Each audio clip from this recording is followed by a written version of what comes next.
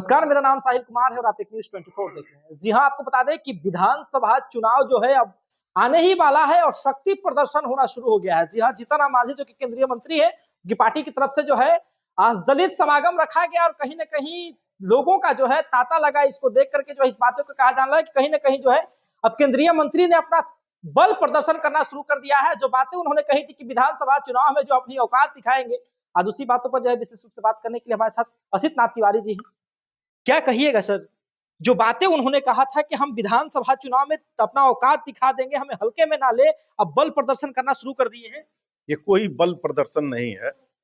राजनीतिक दल अपना अपना कार्यक्रम चलाते रहते हैं और अपने अपने कार्यकर्ताओं में ऊर्जा भरने का प्रयास करते रहते हैं। उनका एक अलग राजनीतिक दल भी है, वो हमारे गठबंधन में एक राजनीतिक दल के तौर पर ही शामिल है और ये उनका धर्म बनता है कि अपने राजनीतिक दल के लिए वो अलग कार्यक्रम चलाएं, अपने कार्यकर्ताओं के लिए राजनीतिक कार्यक्रम करते रहें। तो उनकी पार्टी का एक राजनीतिक कार्यक्रम है और इसका वेलकम होना चाहिए। जो सीटें न मिलने की वजह से अलग अलग राज्यों में चुनाव हुए, काफी नाराज दिख रहे थे। उन्होंने कहा भी था और लगातार इस प्रकार से प्रदर्शन। नहीं, अभी तो बिहार में चुनाव हुए ही नहीं, तो फिर यहाँ सीटें मिलने न मिलने का तो प्रश्न ही नहीं है। बिहार में तो अभी चुनाव होने हैं, अलग अलग राज्यों में जो चुनाव हुए, कोई नाराजगी नहीं है। अलग राज्य में उनका कोई संगठन भी नहीं है और किसी अलग राज्य में वो चुनाव लड़ने को बहुत इच्छुक भी नहीं थे। हाँ, बिहार में उनका संगठन है, बिहार में उनकी पार्टी की स्थिति ठीक है और बिहार में निश्चित तौर पर वो सम्मानजनक सीटों पर लड़ेंगे ही। भाजपा अपने किसी भी सहयोगी के सम्मान के साथ कोई भेदभाव नहीं करती है।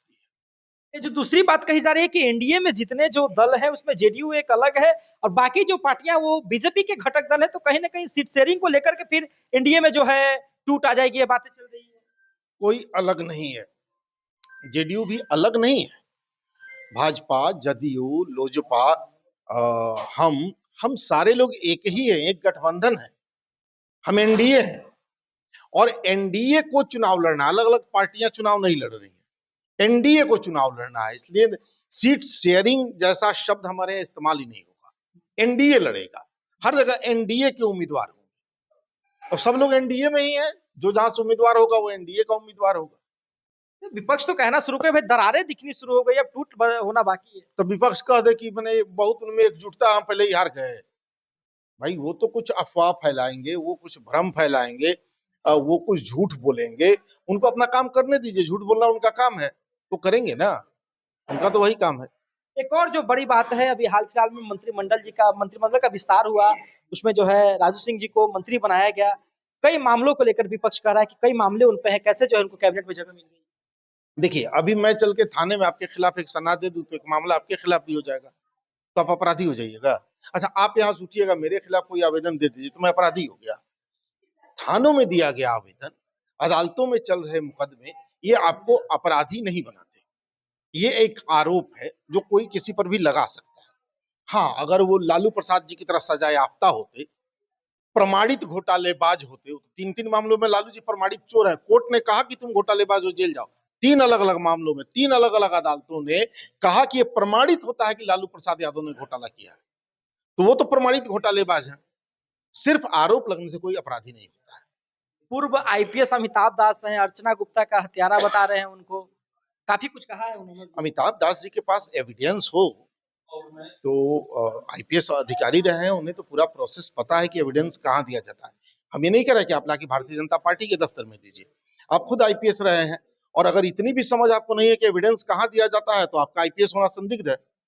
आप जब कह रहे हैं इसका मतलब कोई एविडेंस होगा। आईपीएस कोई हल्की बात तो करेगा नहीं, तो या तो वो नशे में बोल रहे हैं और अगर वो होश में बोल रहे हैं तो वो एविडेंस छुपा रहे हैं, तो वो कानून के साथ धोखा कर रहे हैं, वो अपराधी है इसका मतलब। उनके पास अगर एविडेंस है तो उन्हें तो कोर्ट में लेके पहुंच जाना चाहिए था एविडेंस। और अगर एविडेंस नहीं है तो क्या एक आईपीएस ऐसे ही हवा में बात करेगा? कोर्ट जाने की बात कर रहे हैं, वही तो उनको जाना चाहिए ना। कोर्ट क्या पंडित जी से मुहूर्त पूछ रहे हैं कि किसी ने रोक रखा है कि ना आज मत जाइए, गुरुवार है, शुक्रवार को जाइएगा, शुक्रवार को मत जाइए, अच्छा दिन नहीं होता रविवार को जाइएगा।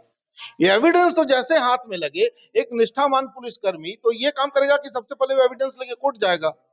वो मीडिया में बतिया रहे हैं। छपास रोग जो है ना अच्छे अच्छे अधिकारियों को खराब कर चुका है। रिटायर्ड आईपीएस है, वो भी लगता है खराब होगा। अरे एविडेंस है तो कोर्ट जाना चाहिए उनको।